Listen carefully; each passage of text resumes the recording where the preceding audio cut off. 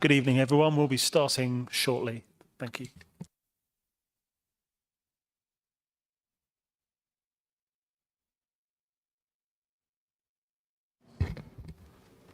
Okay, good evening. Welcome to this meeting of the Overview and Scrutiny Committee. My name's Councillor Paul Prentice. I'm chair of this committee. The Overview and Scrutiny Committee undertakes pre-decision scrutiny of reports going to the Cabinet on the Council's policies, projects, budget and services. We also have present at this meeting from the Cabinet, Councillor Mike Soul, Cabinet Member for Finance, Alan Baldock, our Leader of the Council, Pip Hazelton, who's our Housing Lead, Mel Dawkins, our Lead for Cabinet Change and Biodiversity, and Michael Dixie, our Deputy Leader. They are here to observe the debate as part of our early engagement before any decisions are taken. There is no fire alarm planned for this evening, but should the alarm sound, please leave via the nearest available emergency exit. Two of the closest exits are through the glass door behind you to my left, and through the double doors onto the riverside behind you. Please muster at Café des Amis. Members of the public are welcome to make their own recordings of the meeting using whatever non-disruptive methods they think are suitable. And this meeting is being minuted, recorded, and will be uploaded to the Council's website.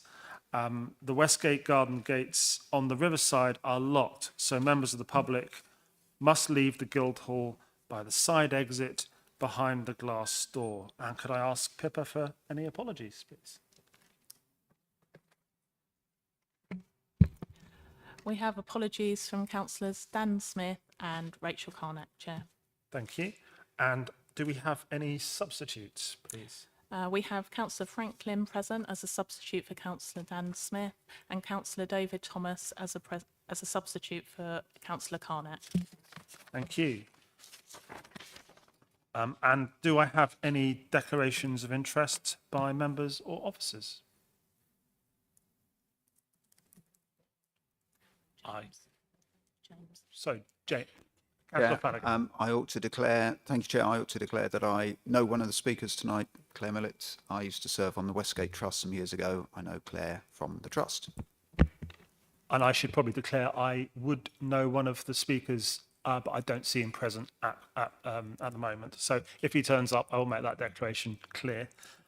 Thank you, Councillor Flanagan. On that matter, we do have two public speakers for the meeting who will be heard directly before the relevant item. Oh, sorry, Councillor Stockley. Beg your pardon. On that note, I also know one of the speakers. Thank you. Thank you, Councillor Stockley. So we move to the minutes of the meeting held on the 21st of November. We'll just take them, just go through them page by page. Everyone okay? Yeah, general assent. Those are approved. Thank you. That was the meeting held on 21st of November. Yeah. I'll do that at the end. I will just add, before we go into the agenda proper, obviously we do have quite a lot on the agenda tonight.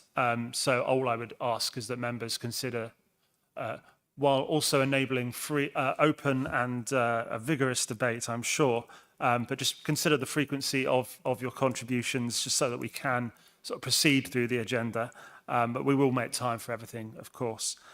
I will try and factor in a comfort break at an appropriate moment as well. But we don't intend to go on for too long. Item 6 then is the Levelling Up Fund Highways projects, decision to implement, and that's on pages 6 to 46 of your agenda. And that is to consider the report of the Service Director for Place and Head of Transport and Environment. As I don't believe our speaker for that item is present, I don't think there will be another opportunity for him as he's not present for this part of this agenda. So I will just carry on in that instance to invite Richard Moore to present the report. Thank you, Chair. So councillors will recall that this is the post-consultation on the 5 main highway projects that we hope to deliver using the Levelling Up Fund money. Consultation was carried out between August and... Can you hear me? Sorry, David. Okay, I'll sit back a bit.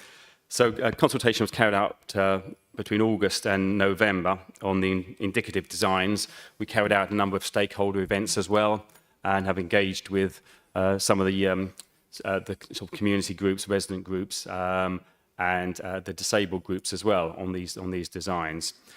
There were 121 online responses, 18 very detailed written responses, which as officers we've analysed. During that period, we've also undertaken a road safety audit, and so we've needed to consider the comments and recommendation that arose through that. And we have appointed an overall landscape designer, HTA, for all the Luff projects. So that includes the sort of story gardens as well as these highway works. And they've had an overview as well on the indicative designs. So what's presented before you is the revised designs in the drawings, in the appendices, and also in the tables, we've outlined what those main changes are. I'll briefly run through them. So you recall Westgate Square, just outside here, we were proposing to make a square using high-quality granite sets, and around the perimeter using York stone with a number of trees. That is pretty much as we set out. We have changed a number of things after talking to the heritage groups, and also picking up some concerns that were raised through the road safety audit. But in essence, that scheme is pretty much unchanged to the one that we presented to you before. The next stage on all these projects is that we need to engage with KCC. Obviously, this is highway land, and so there might be some minor changes that they want too. St George's Square was one of those that didn't have any consensus on whether people actually liked what was proposed or not. I think the heritage groups were very concerned about the way we had laid out a square, with obviously the road still going through it. I have to say also we're looking at the overall cost of all the elements, and it's felt that actually doing St George's Square as well as Westgate Square is going to be too much. Because of the fact that the consultation on St George's Square had no real consensus on which way to go, that's the one we've scaled back. So we're not proposing to do any major changes to the carriageway or footway. We are proposing to declutter, so that's removing a huge amount of the bollards that are there. We want to soften the area, so hopefully planting some trees on the Fenwick side, and also some useful street furniture. I call it useful, so benches and cycle racks that will do the job that the bollards are doing at the moment. So that's a significant change to St George's Square. St George's Lane, if you recall, we're looking to widen the footways around those existing trees because there's problems for disabled access past the trees. We want to again make it a softer feel, so resurfacing St George's Lane and putting a buff resin bonding aggregate down. The main change on St George's Lane would relate to the bus shelters, and we received a lot of comments on the initial designs that we put out there. So much so that we're not asking for a decision on that today. We are going to put that out back to with a short and targeted consultation on different options for bus shelters. The works that will link Danejohn Gardens to the castle, so that's the pathway that goes through adjacent to Castle Road car park. Again, it was very well received. there were some heritage recommendations to sort of soften the flow of the alignment of the path, and also looking at additional trees and landscaping, which we've incorporated in the designs. And finally, the last one, which was quite a small intervention, which was around the junction with Pound Lane, the causeway, where we're proposing some curb widening. That was split 50-50 between actually those who wanted it and those who had concerns about it. We don't think we've got significant mandate or justification to go ahead with those at the moment. So that one we're actually not proposing to take forward. So that's in essence what the changes are. As I say, they're set out in the tables and you can see them on the drawings. And what we're seeking today is a recommendation to proceed on that basis. That recommendation will obviously go to Cabinet on the 8th of February. Thank you. Thank you, Richard. So this item is to, I propose that we recommend to Cabinet that the detailed designs shown in the drawings in appendices 2 to 5 relating to the projects that have just been outlined, Westgate Square, St George's Square, St George's Lane, Dane John to Castle via Castle Road Car Park are agreed, and that a section 278 agreement is entered into with Kent County Council for the implementation of these projects, and that the Cabinet Member for Tourism, Movement and Rural Development, in consultation with the Head of Transport and Environment, is given delegated authority to make any changes required by Kent County Council. Could I invite a seconder for that, please? Thank you, Councillor Smith. So with that, we will open the debate on this item. Do I see anyone from the floor who'd like to speak, please?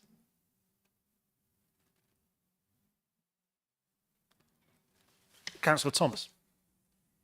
It's just a comment, really. When you come to the root balls of the trees, is there going to be a restriction to the root growth in some areas, or allowing enough area for that to actually expand, rather than in 20 years' time we've got the paving coming up? It's a comment rather than a question. Thank you.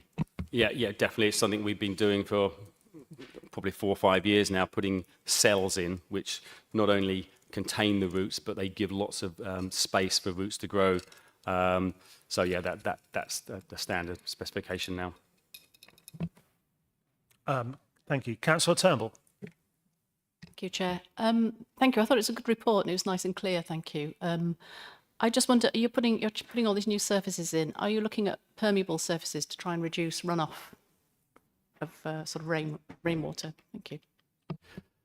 It's difficult in highways areas, because obviously they need to be take the loading, particularly places like Westgate Square. What we are looking at though is catching runoff as much as we can into landscaped areas. So looking at a couple of rain gardens, and also a big area of sustainable urban drainage, SUDS we call it, which would be on that sort of the pathway that links the Dane John and the castle. So wherever we can, we're looking to capture water before it goes into the systems. We have had one of our public speakers turn up. I'll just let him get his bearings, but I will take Councillor Flanagan and then I'll ask our public speaker to come in on this item. Thank you. Thank you, Chair. I'm just going to put my prior Westgate hat back on, and Richard will know we had many discussions 10 years ago about the Westgate Towers and different schemes, but this is kind of associated with it. Pound Lane, where we're looking to close Pound Lane at the end next to the Westgate Towers. I note that one of the concerns that some people have had is traffic exiting Pound Lane car park after Marlow performance or an event at the Westgate Hall and so forth. That's creating a lot of congestion, potential congestion around the Causeway, St Radigan's area. You mentioned you're going to speak with KCC. Are there any thoughts or solutions about how to tackle that particular problem, particularly given the level of congestion and pollution in that area, if we're looking to close Pound Lane off? Thank you. Yeah, I think that was probably the only concern about Pound Lane. I mean, the majority supported the benefits for cycling and walking. But yes, in busy Marlow performances, all the cars exiting Pound Lane together and having to turn right has added a little bit of congestion around the causeway. It also adds this congestion within the car park. We can control that to a certain extent by looking at the ANPR system and making it sort of more streamlined. But once cars are out on the road, actually where they get to the causeway, if cars are leaving St Radigan's at the same time, they're both trying to turn left and right to join the causeway. So there is some added congestion. It was reflected from some responses in the consultation. The BID who responded, obviously, some of their members were concerned, particularly the Marlow, but other businesses saw the benefits for walking and cycling. So that was split. Long way of saying there's a limited amount we can do within the car park, but once vehicles get out onto the road, there will be a small amount of additional congestion. I have to say the residents, though, are generally supportive of what we're doing. And it would be the residents who are most affected by that congestion. Thank you. Oliver, would you like to come and make your contribution? Just come over here.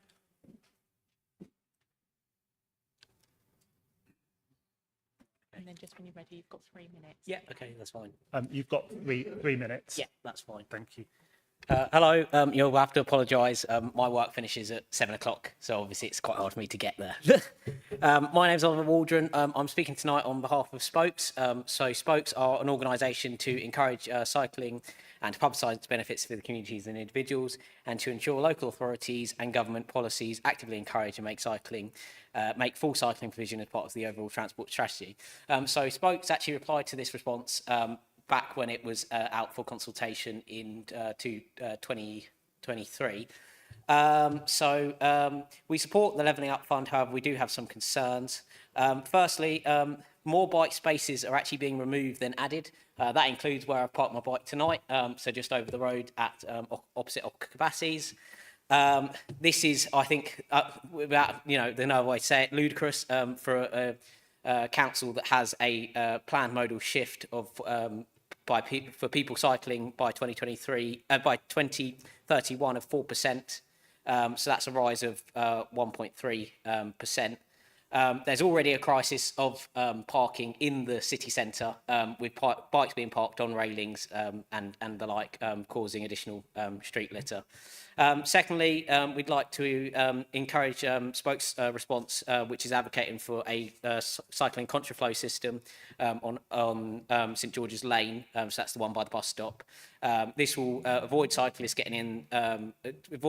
from being on Upper Bridge Street, which in 2018 had a collision with a child that left them in hospital. Thirdly, we'd like to see the conservation of the cycle refuge for those trying to turn right on Westgate. This is vital and is part of the national cycle route, which links basically Dover up all the way to Scotland. Finally, we'd like to encourage the committee to look through Spokes' recommendations for cycle hubs. Spokes recommends a docked system to avoid the ill-fated scooter plan. Finally, for those of you that haven't read the Spokes report that was submitted in the consultation, I do have copies available if people would require. That's all, so thank you very much. Thank you very much. I will return to if there are any other contributions from councillors. Councillor Mackenzie, thank you. Just to make a declaration, I didn't realise the public speaker was going to be Oliver. I think all of us in the Labour group know Oliver. So just to make that declaration. I should make it clear I know Oliver as other members do. Thank you. Richard, if you'd like to respond, you're very welcome. I think it'd be useful. Just to reassure you, it's certainly not our intention to remove cycle parking. Absolutely not. I mean, it's an objective to increase it. So where you might have seen on the drawings the removal of the cycle facility outside of Cabassy, we're looking to move it and make it bigger. So that's that particular location. But we're also looking at a huge amount of other cycle locations around the city, linked hopefully to a cycle hire scheme, which would have its own docked system, so we wouldn't look for anything dockless in the city centre. So hopefully I can reassure you on those two counts. Where I can't reassure you is on St George's Lane contraflow. We need to narrow St George's Lane to create a widened footway around the trees. At the moment, you can't get a wheelchair or pushchair past the trees that are the roots are above ground. So it's important for pedestrians to be able to walk safely on that side of the road. By narrowing the road down to about 4 metres, we won't have enough room to safely put in a cycle contraflow as well as maintain the buses that come through there. So absolutely understand the point, but it's just there isn't physically there's a constraint there. Councillor Carr-Ellis. Just one point about cycle hire. I often go into London and I see Boris bikes or Sadiq cycles or whatever they're being called these days dumped on the road and not put back into hubs. Can I ask that we seek out ways of encouraging people who hire bikes to put them back in their proper hubs? Otherwise, I'm very mindful of what happened with the electric scooters, that again would just be dumped around the city when people had had enough of using them. So I would ask for some encouragement for people to put them back properly. Thank you. Yeah, we're putting together a draft specification at the moment. That'd be one of the key points on how operators do return cycles. Thank you. Thank you, Richard. I don't see any other contributions. Oh, sorry. Councillor Buckman, you did raise your hand. Sorry. Did, yeah. Just a couple of things on the landscaping side of things. Is this company you're using, are they a local-ish company? And will you be using local plants? And how would you stop these planters becoming just a bin for cigarette ends? And then, I'm not sure if this is part of the LUF stuff or not, but Canterbury in general has really poor accessible facilities like toilets, and especially around like the bus station. So will you be installing accessible toilets with sort of baby changing stuff as well? Thanks. So in terms of landscaping, HTA are the overall landscaping designers. They're a national firm, London-based, and they're not local. We need to put in species that are fit for purpose. You'd expect me to say that, but also because most of these particular areas will be on highway, they need to conform to KCC's sort of standard palette of planting. So there is a limited amount that we can do in terms of what sort of species we can put in. We will set that out. I mean, I will set that out in future drawings, because clearly the next stage is engaging with KCC, and at that stage we will know what sort of plants they will allow. Absolutely take the point that we don't want to get into a situation that we've had in St George's Street, where plants are so small that they either get trodden on or they're so attractive that they get stolen. So it's somewhere between the two that we need to find the right balance. Apologies, I've forgotten your second point.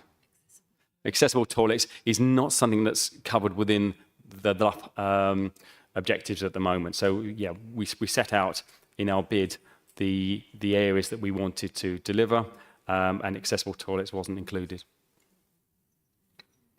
Thank you, Richard. I think it might have. Councillor Mackenzie. I'll come in after Councillor Mackenzie.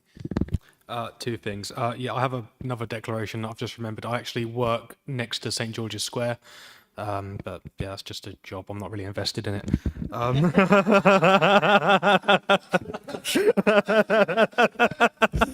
The other point was Councillor Buckman made a good point about the planters not becoming bins. Could these planters perhaps be joined by bins? Could we not put them in at the same time to prevent that from happening? Yes, it's certainly something we can look at. St George's Square just hasn't. You don't want to sit next to a bin, but clearly you could have a planter next to a bin. That's something we could look at.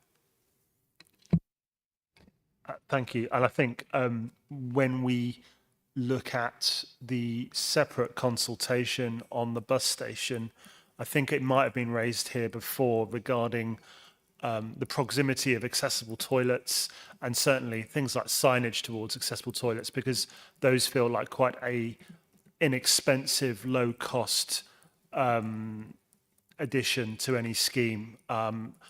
We might not have loads and loads of room in the bus station to be building, let alone money, to be building a toilet block. But that's certainly something that would be quite nice to consider. Sorry, I'll bring in, sorry. Thank you, Chair. Sorry, just going back to the accessible toilets. I just remembered we'd had some information go around about that this week. We've got 2 new changing places toilets that will open in the spring this year. One is at the Beanie and one is at Kingsmead Leisure Centre. So there is some improvement in provision coming into the city centre. Thank you, Chair. Thank you. So I'm told that we can actually take a general assent vote, a show of hands, as we do have the limitations with the technology tonight. So do I see just a general assent for that item, please? Thank you, that's passed. Okay, so we will go to item 7 now, which is the proposed changes to charges and conditions in council car parks. And that's on pages 47 to 102 of your agenda. We have one public speaker for this item, and we invite our public speaker first, don't we? So could I invite Claire Millett to step forward? And Claire, you've got 3 minutes to address the committee. Thank you.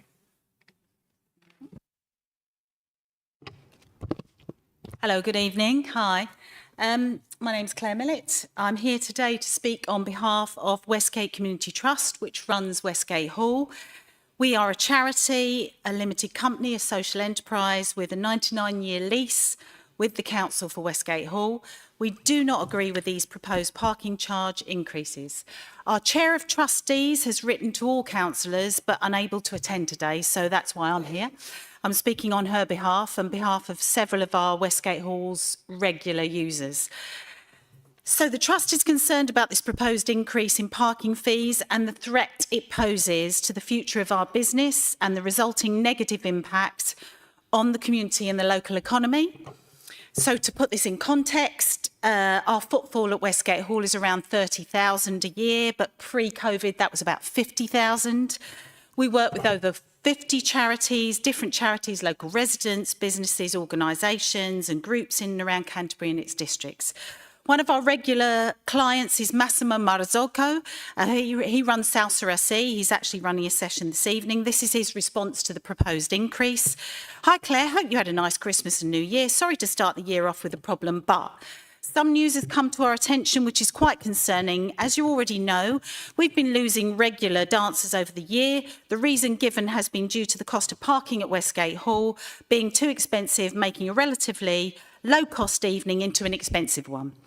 This has been had a detrimental effect on our dance school numbers. Worryingly, we have now been informed by a few of our local dancers that the council is proposing to put the cost of the parking up even more, and they will probably not be able to come every week if this happens. Our dance numbers are already a little bit low because of the current charges. However, this is increased, goes ahead, it could potentially ruin our school and close us down. When numbers become low at Salsa School, people will start to look elsewhere. I do appreciate there are other local car parks that are further away that are cheaper. However, we have to think about our dancers' safety and cannot have lone females, especially walking around on their own in the dark late at night. Salsa SE has been at Westgate Hall for over 20 years, but this could potentially destroy our school, especially in these difficult financial times for many. If these additional parking increases go ahead, it may leave us with no option but to move our school to another area and venue before it's damaged beyond saving. We've been supporting Westgate Hall and have been bringing people to Canterbury for over 20 years and want to continue to do so. It will be a sad day if we're forced to relaunch our school elsewhere. Please can you keep us updated in any news regarding this matter? Fingers crossed that this will not go ahead or that some concessions can be made for our dancers. The other is a response from Chris Legree, who runs our record and CD fair. Morning, Claire. Thought I'd better bring you up to date with some developments. Apparently, the council are going to raise the parking rates in the Pound Lane car park by quite a bit next year. I've had a few sellers on the phone. If it goes up to over £30 for the day, which it sounds like it will, I stand the very real chance of losing my sellers and therefore putting the fare in jeopardy. This raise would put the parking at more than even the central wind up, London fares. Thank How long have I got?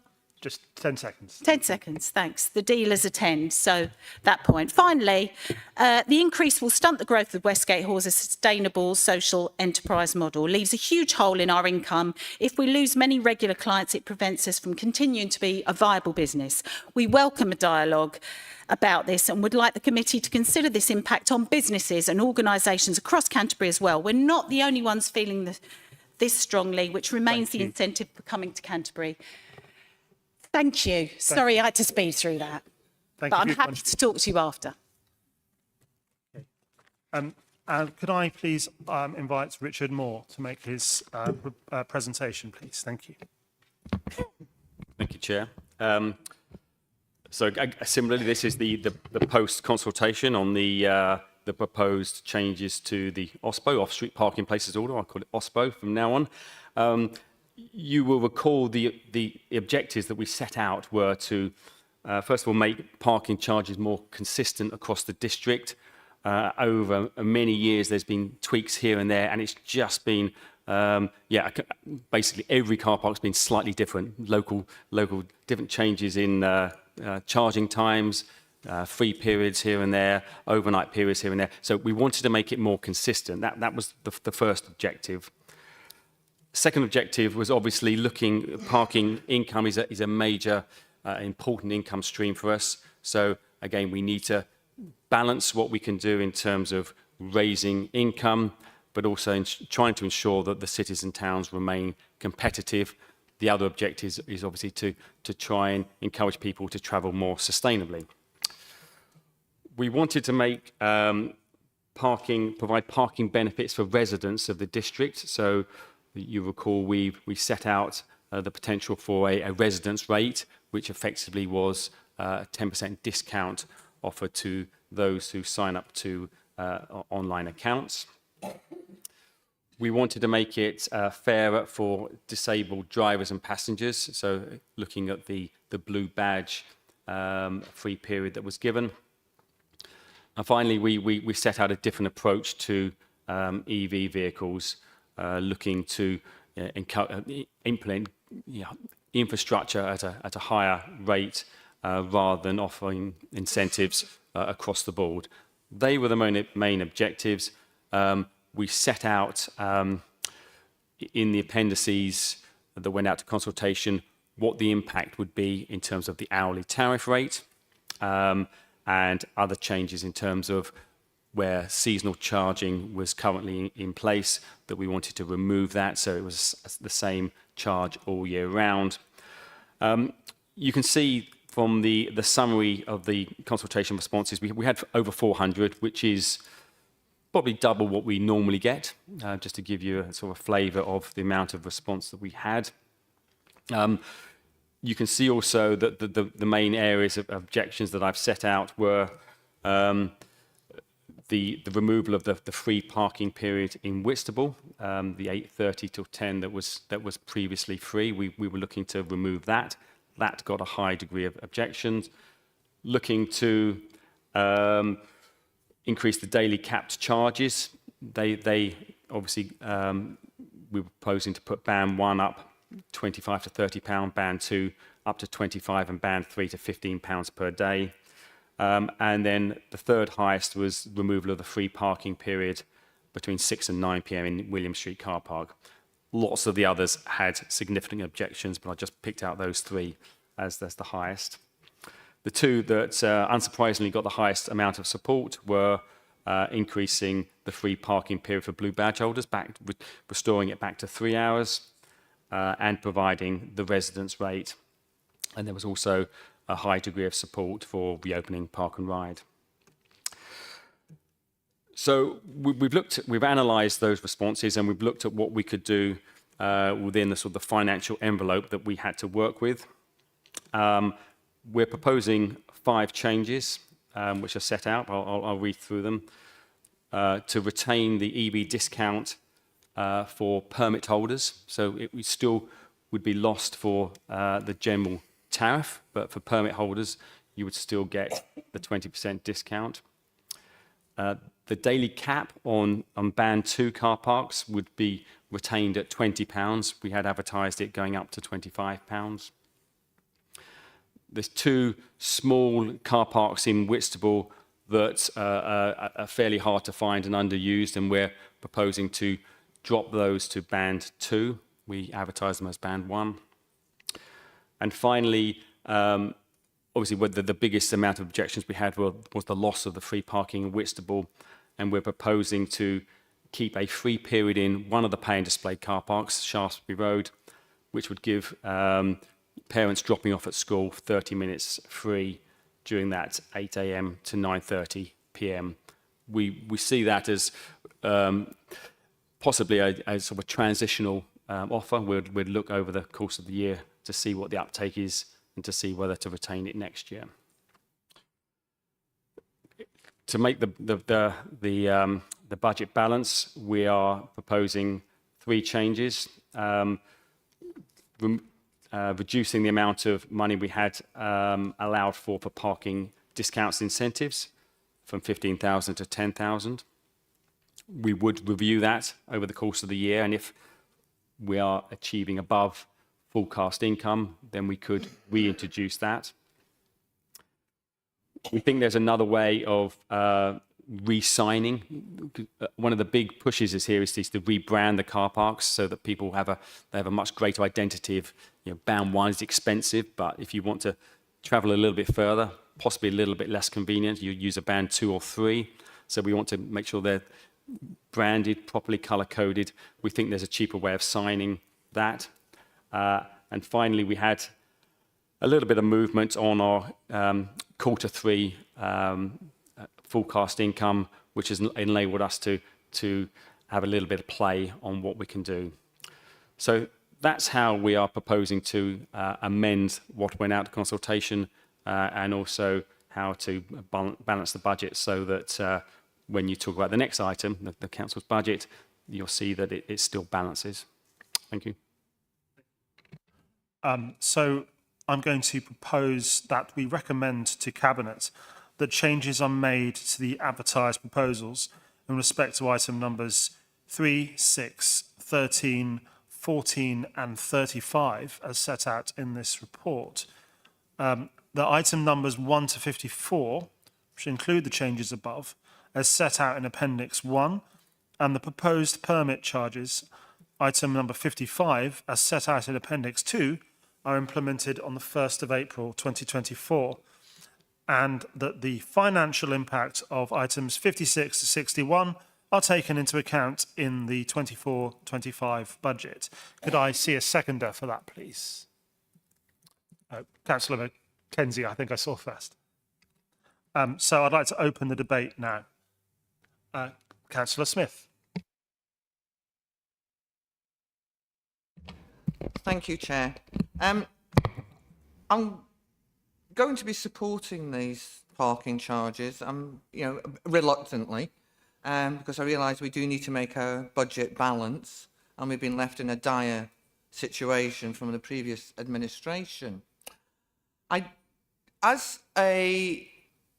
represent a ward that has no bus service to speak of. Sustainable other transport is not available to residents. We don't have a bus after 7 o'clock. We have no bus at weekends in parts of my ward. We're a 2-member ward in a very big suburban area. And we have very high car ownership, 88.5%, which is higher than most other wards. I would imagine maybe Chesterfield and some of the rural wards would be similar. These parking charges, residents are very concerned. They're concerned about changing the off-season charge, and they're also scared that these charges are going to implement on how they're going to be implemented. I don't understand why we're giving 20% discount on EV vehicles for resident permits. For me, I think the resident permits should start at a level, that's where the EVs start, where they all are, and the higher your emissions are, the more you pay. This is how to get better quality, and this is a model that other local authorities use for resident permits and business permits. And my last question is about Faversham Road car park. Is it worth it? Does it actually make any money, considering the amount of money we spent on maintaining it? Because to me, I think everybody knows locally that everybody parks on the verges around the bit of parking that's there, or they park by the yacht club where it's free. The verges are getting dug up and dug up. And that's a bit of a problem. So I just wonder, is it actually worth it to have the charge there? Thank you.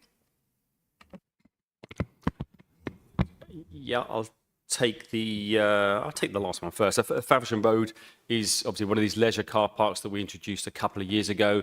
I think at the time I put a conservative estimate in, expecting us not to make much money. We are taking quite a lot of money. I haven't got the figures to hand, but it was above what I estimated a couple of years ago. So it is worth it. Whether we do an EV discount or whether you set the bar there and actually charge other vehicles are higher, I suppose you could do it either way. This is the simplest way from an administration perspective, and I think it gives the right message as well. I definitely understand the concern about sustainable transport alternatives. Yeah, when one of the next reports I bring to committee will be the transport strategy, and a key component of that is the bus strategy. So, I mean, it will take 10 years or so, but hopefully we will have a bus service that we can rely on at night, at weekends, and basically it's more reliable and cheaper. So we'll set that out in due course, but I understand the current concerns. Thank you. Councillor Mackenzie, I think, was next. Thank you, Chair. So it is a real shame that we're here having to debate something tonight that I suppose all of us would probably rather not be voting on, but you know, it is what the previous council left us with. So my question is, how are these parking charges projected to help alleviate the council's financial struggles that we were left with in May? And how quickly are we projected to see the results of that? I heard what you said about balancing the books this year, but how are they going to put a dent in the financial struggles altogether? And also, are these changes intended to be permanent, or will we consider reducing these parking charges again when it's financially feasible to do so? Because I think a lot of residents are going to be wondering that. The first point, and Nicky Mills might want to come in here, but we're projecting these changes to make about 650,000, which is a considerable amount of money, as I think. I mean, Nicky, I don't know if you want to comment on how important that is in terms of the budget that you'll be talking about next item.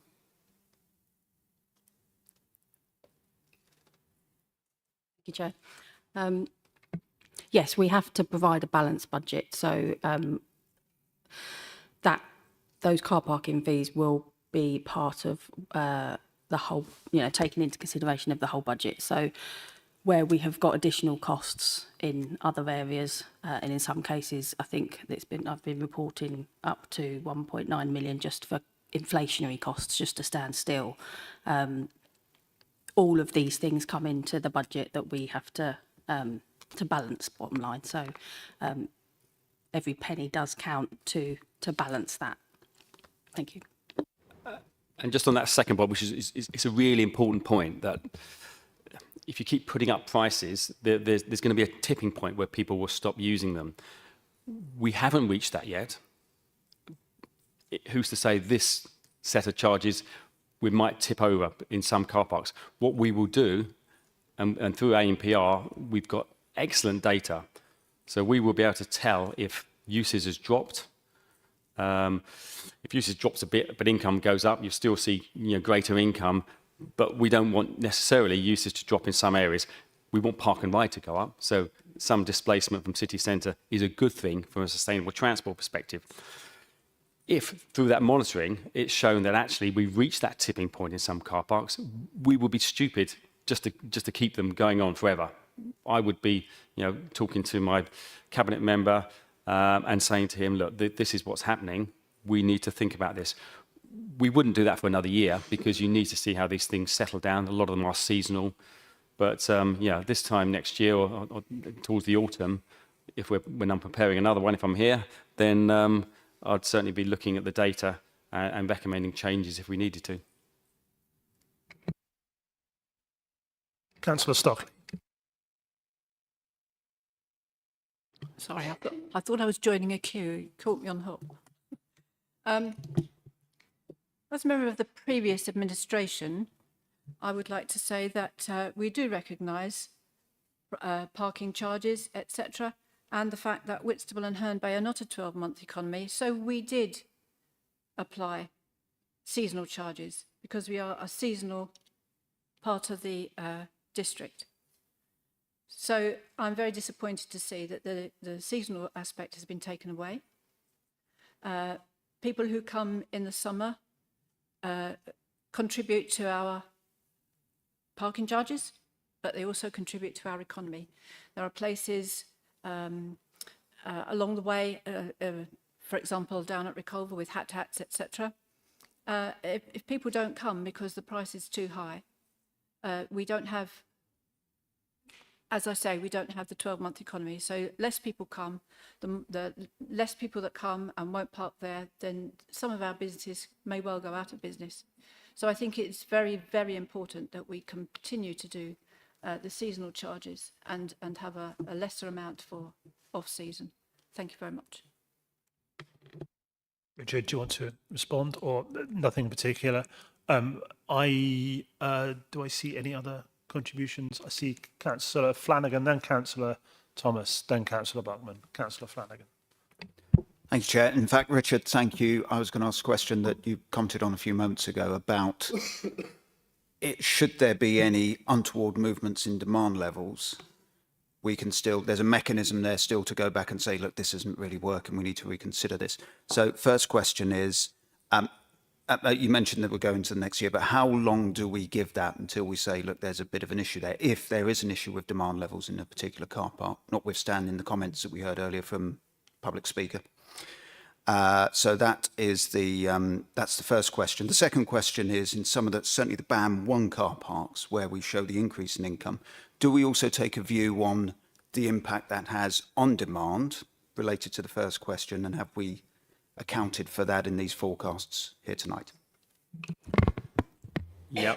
So the first one, it's my view, as an officer, it's my view that we would leave it for a year, but we would monitor it from day one. So the point that Jeanette Stockley made over there was a seasonal one. We won't know that until September. So, and then some of the car parks are affected by Christmas as well. So I think we would need to monitor until the autumn, is when we start setting the budget for the next financial year anyway.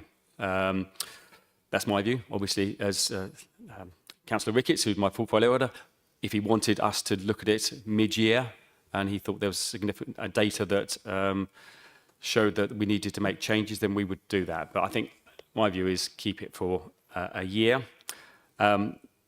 Abstraction, so what we're talking about is if you put it up and actually people stop using it, we add abstraction figures into all our spreadsheets. So, and we do it from a sensitivity test as well. So we know if there are alternative sustainable choices, then the abstraction might be greater than if you haven't got that choice. So things like Pound Lane, for instance, we've got a very high abstraction figure in. Maybe, I think we might have 15% odd.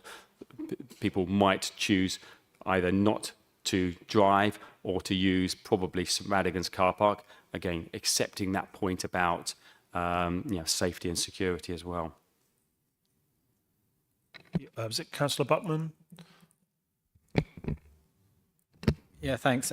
There's just, I think it's a question and a statement or a couple of questions. There's something about season tickets for Park and Ride, but I would guess that they might just be too expensive to buy in one go. So I don't know if you would be offering instalments to residents so that they could pay over like 4 months, 3 months or whatever, just because it's just a lot of money to lay out in one go. And then it's sort of about monitoring, but with sort of museums and places that are really cheap to get to or to go into, I think people, in theory, people talk that they will still go there, but they won't actually get any donations. So the amount of donations they get through the door will go down, and the donations support like the smaller museums or educational visits. I mean, I think there's one in Beltinge, a guy who runs a sea school, but obviously there's hardly any bus service there as well. So that could just go. And I was just wondering how you would monitor, if possible, or would you have just like people just bombarding you with emails saying, we're really struggling with the amount of people coming through the door. Our donations have dropped by X%. And so that's just a sort of concern that I have. I understand the concern. I'm not sure if I can answer that. In all the years I've been doing it, I've had concerns from businesses. I've never had concerns from businesses saying our donations have dropped off. Perhaps it doesn't come through to, it might come through to other parts of the council. They would feed that into me. We're not looking to sell season tickets for Park and Ride. With the current price of £4 per day will be discounted to £3.20 a day if you're a resident with an ANPR account. That is the cheapest you'll get anywhere in the country. Lots of places charge for parking and the bus. Our ticket is a combined ticket. So £3.20 for one car and up to 6 passengers will be the cheapest in the country. So that's a massive incentive anyway. If you're not a resident, but you're a regular user, then you get your 5th visit in a calendar month free. So effectively, that's a 20% discount for them as well. Sorry, can I? Yeah, no. So it was more about like the museums and places like that have got free entry. So obviously they rely on donations and things like that. Yeah, I must have missed. Is it the car parking then as well that is got season tickets? Was that where I was getting confused? The car parks we offer, annual permits. Yes. Next up, I've got Councillor Mackenzie.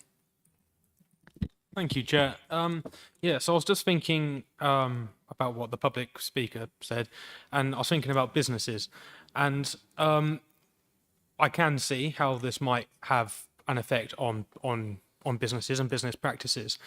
Could there possibly be some consideration? I'm not asking for anything confirmed, but could there be some consideration for a business parking rate or some help for businesses in terms of parking? We offer business permits. They are, on the face of it, expensive. So Canterbury's over £1,000 a year. But when you compare that to the hourly rate tariff, it's fantastic value. You don't need to buy a £1,000 permit up front. We can certainly buy them. I'm not sure if we can do it by direct debit, but you can certainly buy it monthly. So that's what we can offer a business. It is really good value if you're a regular, I wouldn't say shop worker because it's expensive for shop workers, but if you're someone who's employed in the city who comes in regularly, then it's worthwhile getting a business user permit. Councillor Smith. Thank you, Chair. It's coming back to the monitoring because there's sort of different levels of monitoring here. Losing the morning parking in Whitstable, I'd like that because that could be, you find out quite quickly if things drop off there. But also the evening parking at Herne Bay, which is free, which a lot of people use because they go to the Cavern Cinema and support that there. But the seasonal parking, you won't know until this time next year because September won't be able to give you that information. So I just want to make sure that the monitoring will be happening for different elements. Thank you. Yeah, we monitor on a weekly basis. So from the 1st of April, we will start looking at those figures. Councillor Harvey.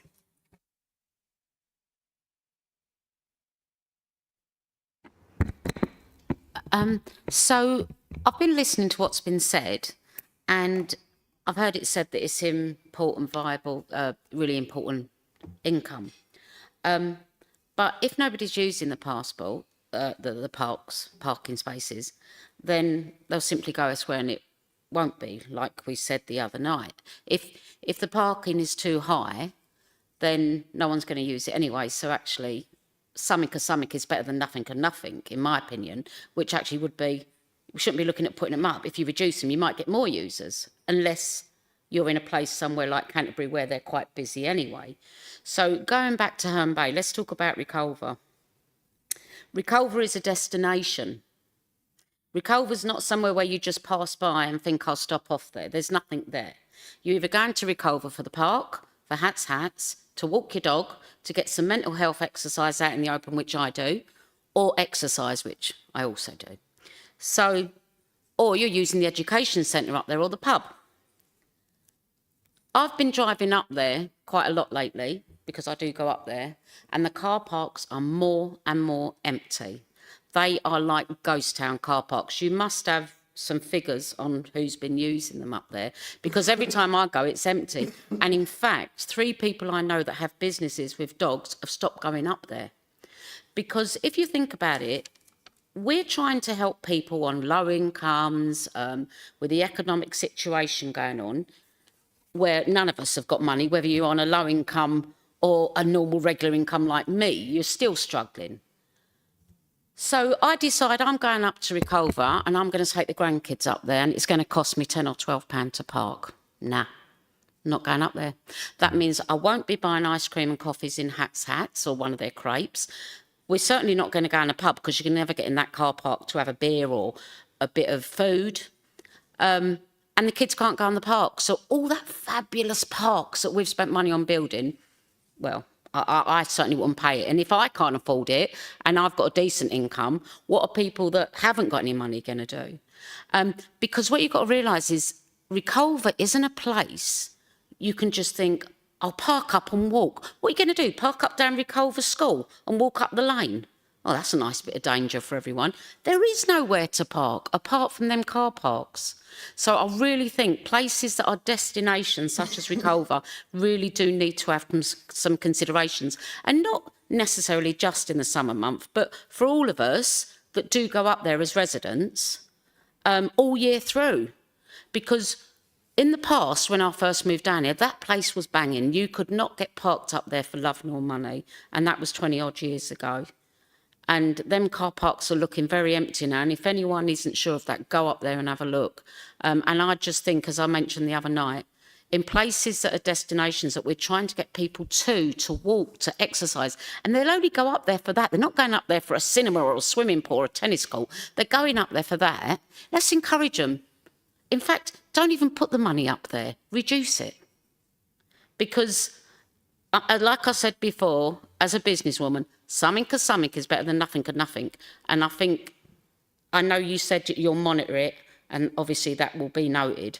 But I think some situations you just can't band together. They're very different. And I think Reculver is going to be one of them. That's it. Thank you. Do you want to come back on any points? I don't know if we've got any data that really speaks to that. The only data that I can remember at the moment on Reculver car parks, they are forecast to reach budget. So we're not under budget. That's not to say necessarily that the usage is, I need to check the usage figures currently. But it goes up. Monitoring is absolutely important. If we find that, I mean, in the summer months, we're looking at going up from £2.30, I think, is it? £2.30 up to £2.70, so 40p an hour. So if you're right, if you're staying for a couple of hours, you're paying an extra 80p, which is an ice cream, I guess, or nearly. In the winter months, yes, it's going up considerably more. So that's I think that's the key thing that we would be looking at. We're looking at throughout the year, but I think yes, the winter month that is going up a lot more is the one that that I'll be paying a lot of close interest on. Thank you. Thank you, Richard. Councillor Carr-Ellis. Thank you, Chair.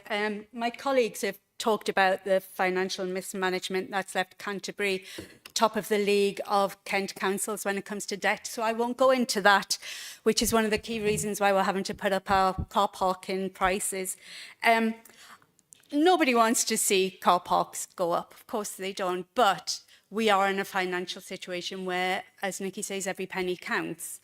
And to me, this seems one of the most equitable ways of helping our financial situation without hitting the very vulnerable. In fact, the very vulnerable will benefit, because unlike the previous administration, which cut down the number of blue badge hours that could be used, we're going to raise it back up to 3, so that our disabled friends can get into the city easier with their, either through drivers or passengers can get in, which to me seems a very good idea, and I'm all for it.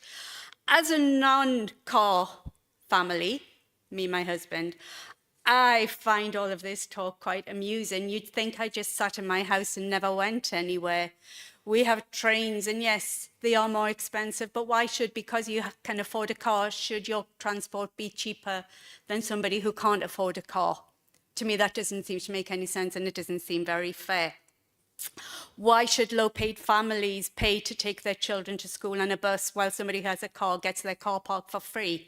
Again, that doesn't seem fair to me. And on a final point, when it comes to female dancers having to walk through the city, to me the answer is not to make our car parks cheaper, it's to make our cities safer at night so that female dancers can walk through them without any worries. And I hope that's something that our Cabinet will take on. Thank you. To respond on anything particular? Thank you. I've got Councillor Turnbull, did I see? No, you're okay. Councillor Thomas, I think, was next in. Thank you, Chair. Right, I'm speaking on behalf of Herne Bay residents. I'm asking you, please don't remove the free parking on William Street. It's not about saving money or losing money, it's about giving local residents somewhere to park their cars of an evening rather than clog up the high streets and the back streets. Also, to help the businesses, the cinema, restaurants, and the evening economy, to encourage more people to Herne Bay and visit and spend more money in the business in the Bay. This car park has not been used of the evening, so we decided it would be used as an asset to help residents and businesses so they could use the car park for free. It's taken quite a while for residents to get used to this. To remove this now will only cause more confusion and residents just stop parking there. Then we will just back to an empty car park again. So not even giving you more income, just giving Herne Bay residents more congestion in our streets. So I ask you, the residents of Herne Bay, just leave things as they are, please. I have requested the figures of the car parks for 2023 in William Street car park. So we had 41 cars parked between 6 and 9 p.m. This was giving a revenue of £209 a month and £2,009 a year if residents use it and not park back in the streets. 18 cars from 9 p.m. to midnight. This will give you £36 a month and £432 a year if residents use it, but they will probably park back in the streets. 12 cars from midnight to 8 a.m. This will give you £24 a month and £288 a year, assuming these cars were not ones at 9 p.m. But residents will still not use it. They'll park in the streets, which brings you back to the argument before. So, for the sake of earning, if you're lucky, £2,500 a year, this will gridlock the streets, annoy residents, and have a very nice looking empty car park. I believe this would cause across a whole district. This could be put across the whole district, freeing up the streets, making lives nicer for our tax-paying residents. As for the balancing up the price of the car parks as a whole, an AMPR car park was so we was sold it on the flexibility of the system, because they are flexible and we can alter the times and alter what we want to do. I don't think our residents on the coast, I don't think our residents on the coast are realising that they are the ones having to pay for the Surrey opening, Surrey Park and Ride. If they knew that, they might have voted differently. Thank you, Chair. Richard, do you want to respond? Yeah, I mean, just on that last point, obviously the reopening of the Surrey Road has been factored in. I can't remember what it is, 200-odd thousand. But that will primarily be used by Herne Bay residents and Surrey residents and residents coming obviously from wider afield from Thanet. So they will benefit from that, but it's not directly, this is not directly compensated by increases in Herne Bay. It's obviously across the board. The William Street one, we've had it free for ANPR account holders for a number of years. The usage has been pretty low. I mean, I would say that in itself means that the income that we will get by removing it is quite low. Now, whether it's 2,500 or, as we've estimated, 5,000, in the scheme of things, it's fairly minor. It comes down to that consistency point that we don't. When we started out, one of the fundamental principles was we want to be as consistent as possible, and that's why we proposed that this one would go. But I do appreciate your points on this, and it's another one that if it goes through, we will monitor very closely. Thank you, Richard. Thank you. I don't see any other contributions indicated from the floor. So I'm going to once again check that we can just take a. We've got a. We'll do a roll call. So we're going to take this vote by roll call. Okay. And sorry, did you want to speak, Councillor? Just going to ask for a roll call. That was all, Chair. We're doing a roll call. Yeah. So we're going to do a roll call, which is obviously slightly different to normal, but we don't have the technology to do the usual form of voting tonight. So I'll have to hand it over to Pippa. But basically, we're going to take a recorded vote by roll call, and I'm going to propose that this is taken en bloc. The recommendations that we proposed and were seconded at the beginning, that this is taken en bloc. Okay. Okay, so if we can just have a for, against or abstain, please. Councillor Buckman.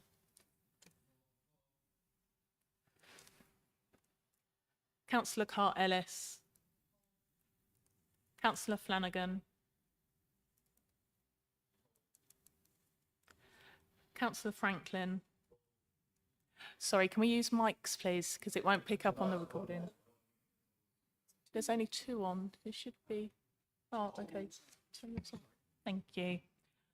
Sorry, Councillor Franklin. For. Thank you. Councillor Harvey. Against. Thank you. Councillor Mackenzie. For. Councillor Moses. For. Councillor Old. For. Councillor Prentice. For. Councillor Naomi Smith. For. Councillor Stockley. Against. Councillor David Thomas. Against, please. And Councillor Turnbull. For. Sorry. Thank you, everyone. That's 10 for, 3 against, no abstentions.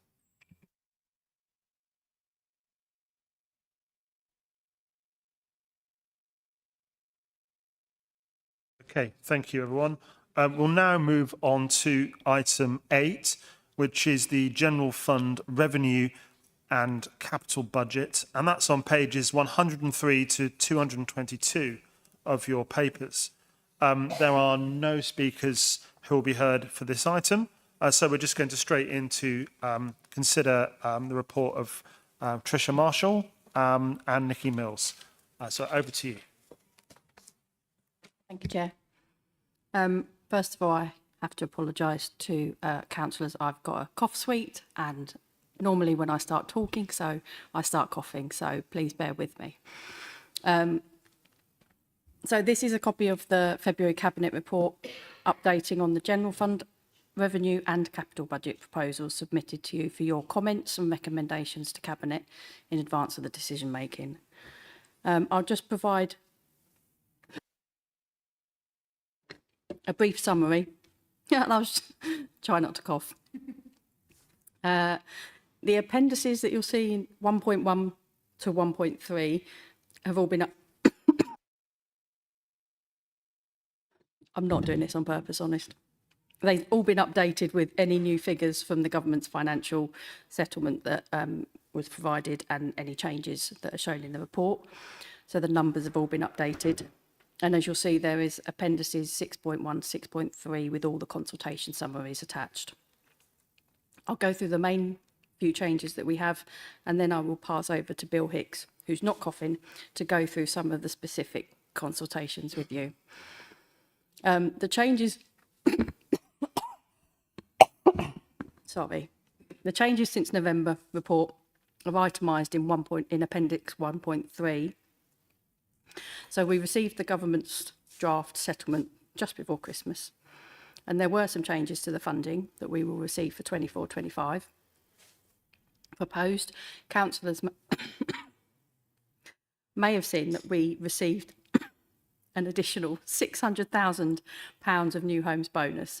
This is a 1 year only grant, and government indicated it would stop in 1920, but with a 1 year extension, and then that keeps happening. But this is a final last 1 year extension with a review of funding and funding needs expected for 25-26.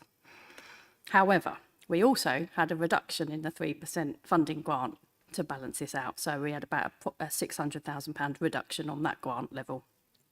So pretty much no net difference to us, unfortunately. The council tax base that was approved at, at full council on the 4th of January meeting showed an increase in our tax base. So that was updated into this budget, and so that helped fill some of the budget gap that we identified in the November report, which was shown as the 225,000 shown in Appendix 1.3. And since that report, since this report has been published, government has recently announced a further funding for councils, an increase in the 3% funding to 4% funding, and that was hot off the press yesterday. So we're still working through those numbers, and we'll get a final indication, final figures in early February from government on that. But I'm not going to count those pennies until they're confirmed in February, but it's still some good news on this. As you heard on the previous agenda item, some car parking changes have been included in this updated budget as well. There has been no changes to the fees and charges proposals or the capital programme since the November report. And Section 8 is my statutory opinion of the robustness of the budget estimate and the adequacy of the reserves. It is another challenging environment that we're still in, and this draft budget does show a balanced budget with a small contribution from reserves. And this is recognised through the most recent government announcement and additional funding, albeit a limited amount. We'd ideally always want a bit more. You'll see the consultation documents in Appendix 6.1 to 6.3, starting on pages 183. For a budget consultation, for the general budget consultation, 69 respondents is quite high in comparison to previous years. And overall, there were some mixed responses across the different service areas. Some of them are relevant to us as a council and what we have the powers to do. But you'll see there's put in a general summary shown in the bullet points on page 110. The next section is on the separate market fees and licensing consultation feedback. So I'll hand over to Bill and he can go through that. Thank you. Thank you, Chair. Good evening, councillors. And thank you, Nikki, for getting that far. I'd like to update you on the two simultaneous consultations that were running in addition to the general fund revenue and capital budget, which were on the 4 licence fee consultations, i.e. scrap metal dealers, taxis, private hire, boats and street trading. I'll run through some of the headline details, headlines for both of those consultations, and obviously we'll be happy to receive and interested to get your feedback on the proposed level of fees in particular, and whether the marketing manager should be brought into play as well. So just to recap, the consultations were held over an 8-week period from the 13th of November through to the 8th of January, and it's worth noting that during that period the consultation was promoted both on the council website but also via social media, multiple emails from the council to all the relevant licence holders, informing them of the consultation process and changes, and a public notice was shared with the Kentish Gazette for a period of 2 weeks. Taking the 4 licence fee consultations first, as outlined in the report, for scrap metal dealers, it's worth pointing out that there were no consultation responses at all. There was one response from the private hire vehicle, the PHV driver consultation, from one driver opposing fees charged to private hire vehicles for school journeys and suggesting these should be capped at £50. His response is found in the appendix of the report. There were 5 responses overall from street traders, just 2 of those commenting on the fees themselves. One was a comment in support, providing gazebos are of good quality. The second one saying that they thought the fee was fair, but that it should go no higher. The fees for boats and punts were given a detailed response from the Canterbury and Stour Waterways Association, CASWA, a group comprised of local operators including Grove Ferry, River Trips, Westgate Punts, Canterbury Punting Company and Canterbury Historic River Tours. And again, their response can be found in the report in the appendices. Regarding the reintroduction of the market consultation, the survey itself included questions about the proposed market trader fees, but also the costs of bringing in a market manager and other questions which will inform the operational management of the market should it be reintroduced, as well as ideas for future use of St George's Street for other events and activities. Again, the full consultation is attached in Appendix 6.2. Worth noting that there are 183 responses, 180 people completing the questionnaire itself and 3 written responses. Of those responses, 85% came from residents, 8% were from visitors and 5% were from the business community. And in terms of the gender split, 42% of the respondents were male and 47% were female. One of the overriding messages that received through the feedback was the general support for the return of the Canterbury market, with some 77% of respondents in agreement. 17%, worth noting, said no to the restoration. But it's clear also that the public wants to see good quality products on offer, particularly fresh produce and craft products. Fresh produce particularly got nearly 2/3 of people asking for its reintroduction within the market, and over 1/3 for craft products. In addition, there were comments regarding the appearance of the market, with 58% saying that it was very important and 26% saying it was important that the market had a clean and uniform and tidy appearance. It was also clear that respondents do not want to see certain products, such as vape products or low-quality plastic products on offer, with some 30 to 40% of people making this point. And all of this feedback will be considered as part of the operational management.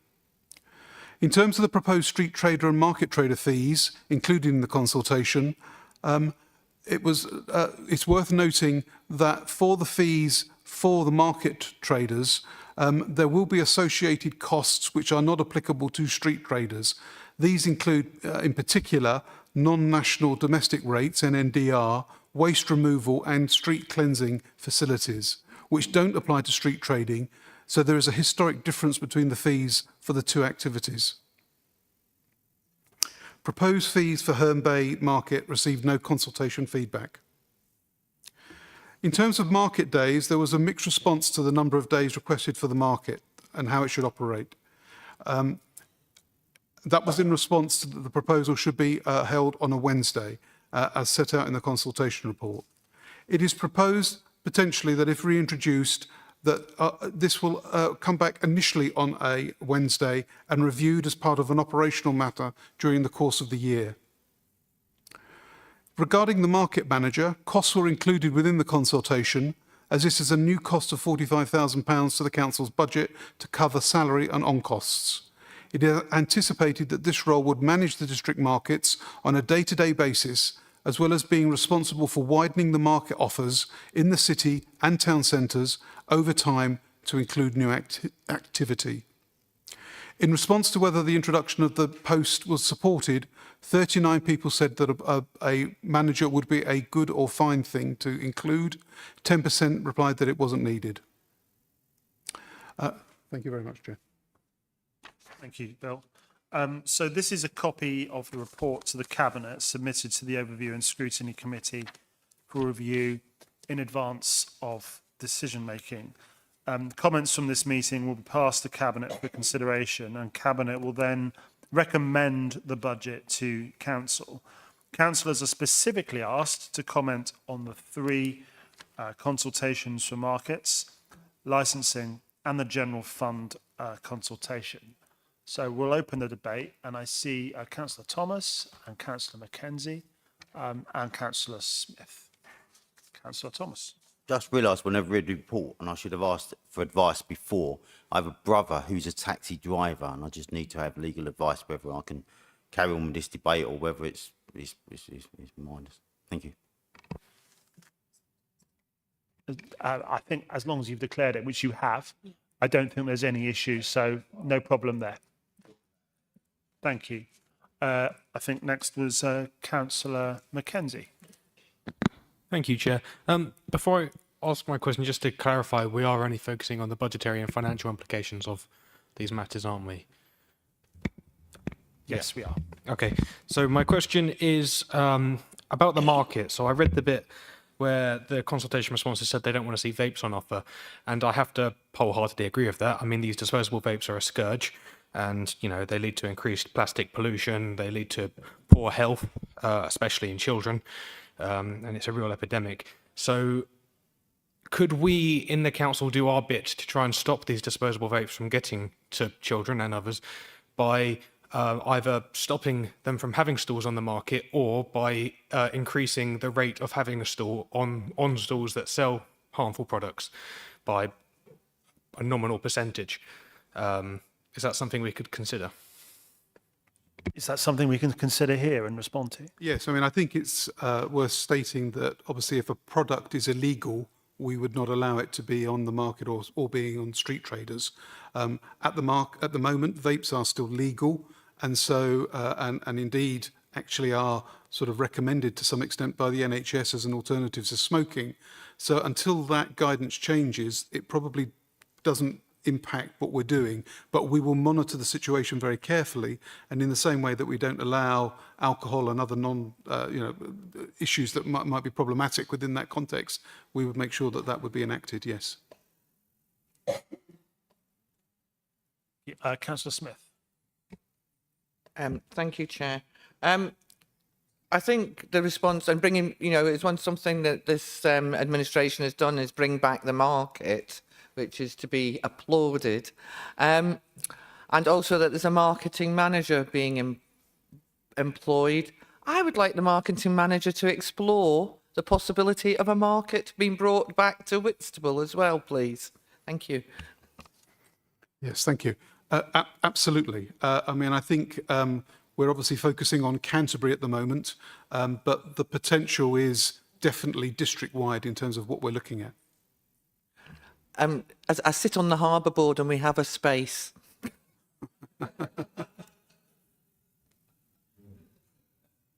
have we actually identified any sites potentially in Whitstable? Because it would be something interesting to come back to at one point, wouldn't it? But it doesn't necessarily need to be answered now. But it was out of interest.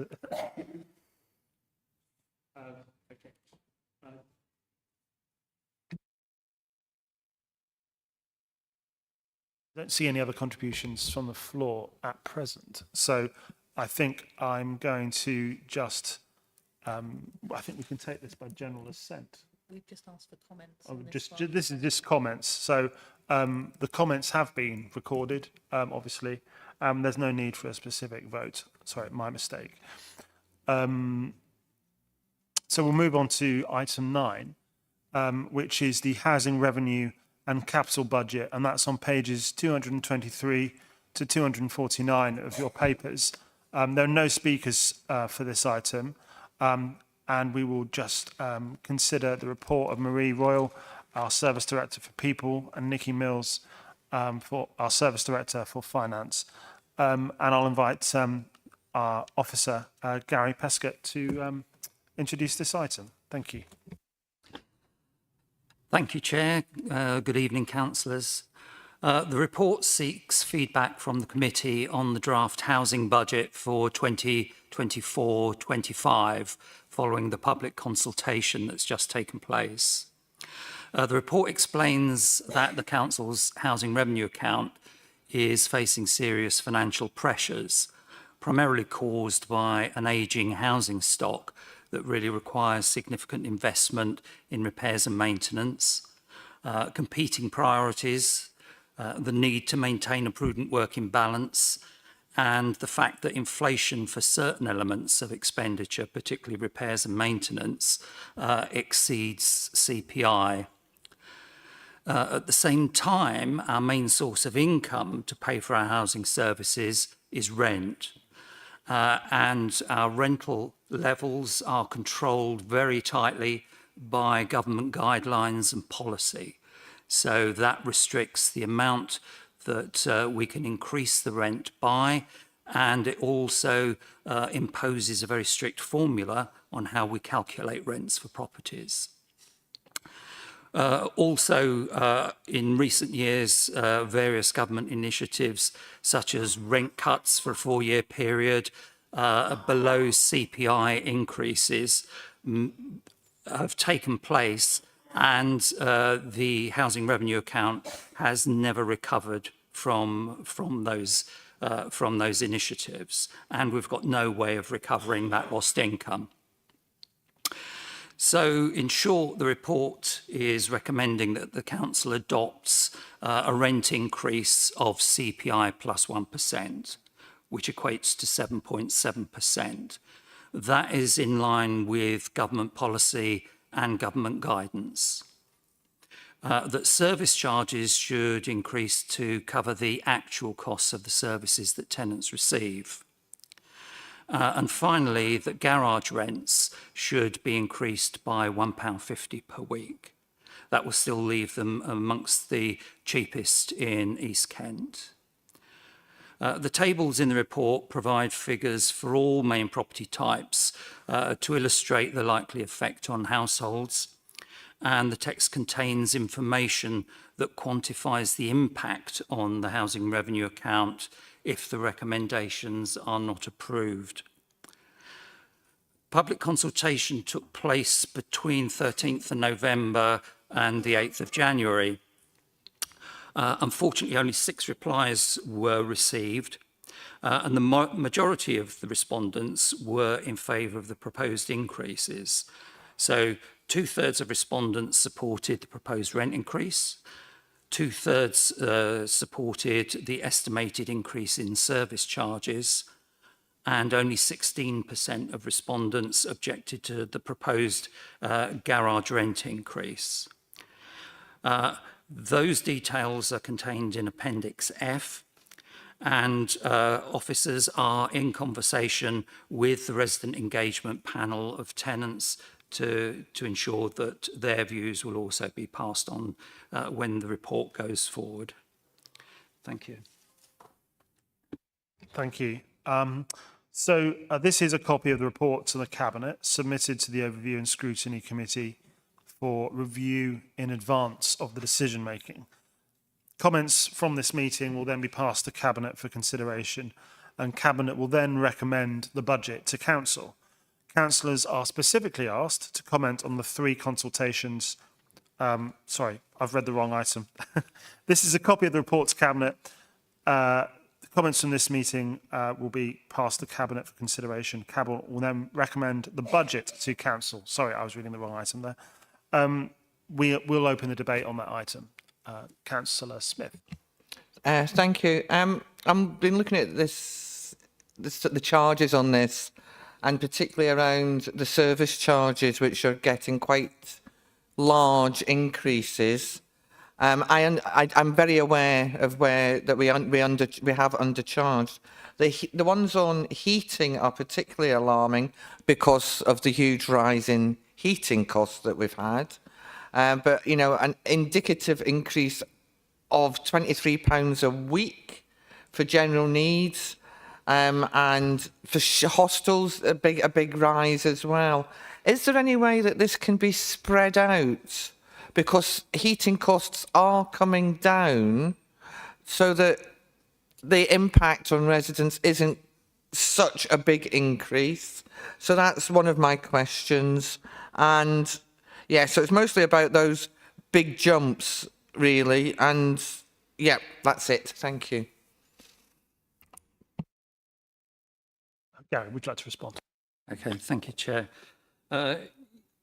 Yes, we too are concerned about the level of some of the proposed increases, and the main area of concern is obviously around the utility costs.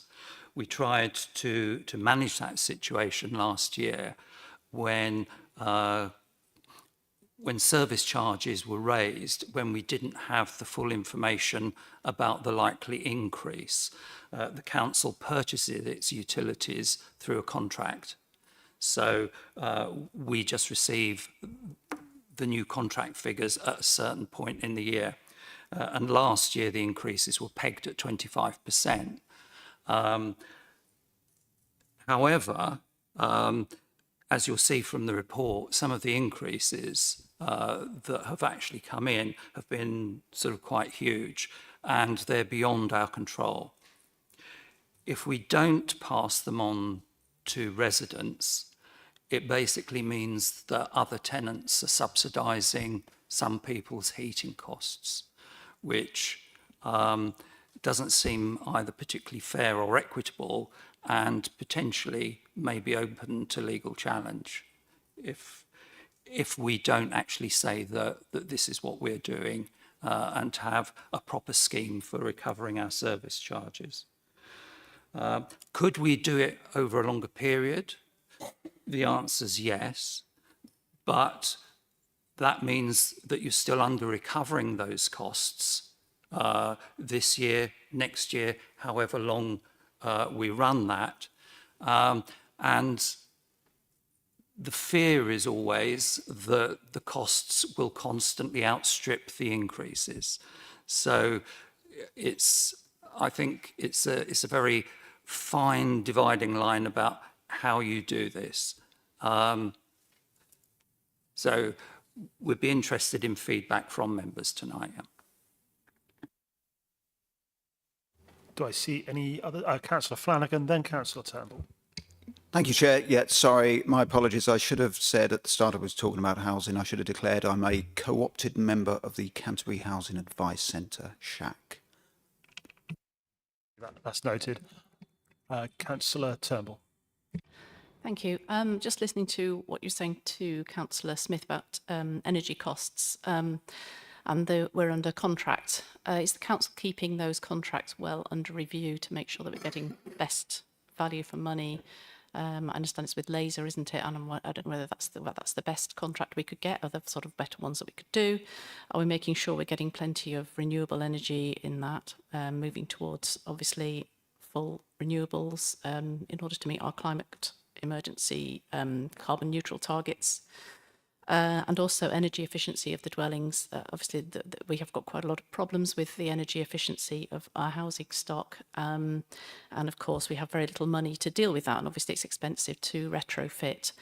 It's going to be really important that we take advantage of all government money that is forthcoming on that and make sure that we get the bids in, and we get good bids in to make sure that we get that funding, because obviously that's going to help the residents with their energy costs, and generally again help us to meet our targets and get down those energy certifications. Thank you. Did you want to come back on anything there in particular, or? Yes, thank you for that. Yep, we are preparing bids, we're collating data. The biggest issue is the data on our stock and having the right level of data to be able to submit the bids. So work's underway for that, and we will apply for as many grants that we can to improve the energy efficiency and drive down costs for some of our tenants. But thank you for your comments, and we'll note them, feed them through the process. Thank you, Marie. Councillor Buckman. Yeah, just quickly, on that housing repairs account, do you have any figures for damp and mould?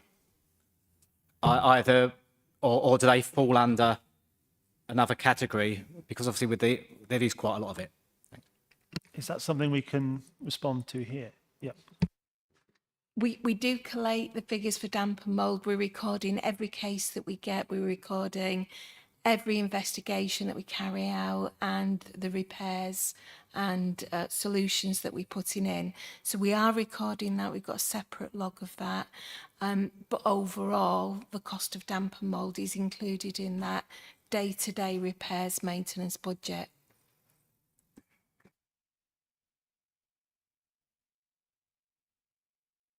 Okay, I don't see any other contributions indicated from the floor.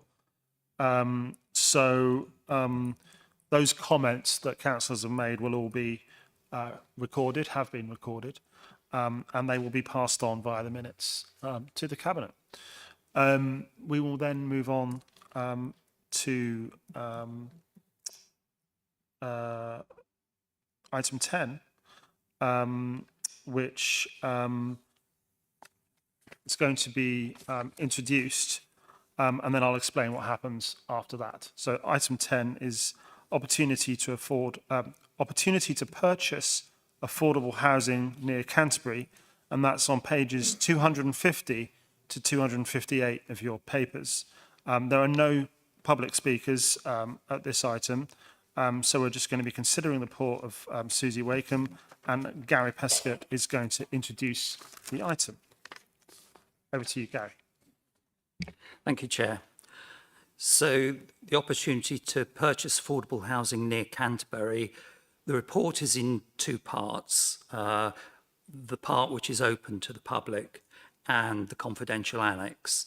And we've got a confidential annex because there's a lot of information that is still commercially sensitive at the moment. The report seeks feedback from the committee about the merits of a proposal to purchase a number of properties for affordable rent in the Canterbury area from a house builder. The properties have been provided through the planning system under the Section 106 agreement. The properties provide a mix of accommodation that would be let at affordable rents to applicants from the Council's Housing Needs Register. So they will be making an important contribution to helping to meet local housing needs and also increase the stock of council homes. The next stages in the report's journey will be to seek the approval of Cabinet and then full council to agree in principle to the purchase on the terms and conditions set out in the confidential annex. And these give officers delegated authority to attend to the important legal and financial details to get the proposed deal across the line. Details about the location, the price, the housing mix and timescales are all contained in the confidential annex, as I say, because the deal has not yet been finalised and the information is considered to be commercially sensitive. Thank you.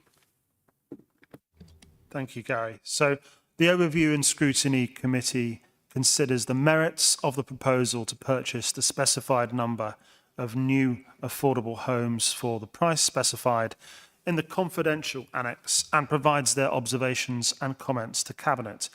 Please note that due to the nature of this confidential appendix, it will be necessary to hold the discussion regarding this item in the confidential session, and we will take this under item 14 of the agenda. And for members of the public who are here, we'll just move on to the date of the next meeting, which is 7 p.m. on Thursday, the 29th of February 2024. Is there any other urgent business to be dealt with in public? None. I will now ask members of the public to leave. We need to actually take the resolution. And I'm told I need to ask for a resolution for that. So I propose that we hold this item. The wording is on Yeah. on your agenda. To resolve that under section 100, brackets A, brackets 4 of the Local Government Act 1972, the press and public be excluded from the meeting during consideration of the following items of business on the grounds that there would be disclosure of exempt information as defined in Part 3 of Schedule 12A of the Act or the Freedom of Information Act, or both. Do I see a seconder for that? Thank you, Councillor Mackenzie. Thank you, Councillor Flanagan. And I just need to see general assent for that. Thank you very much.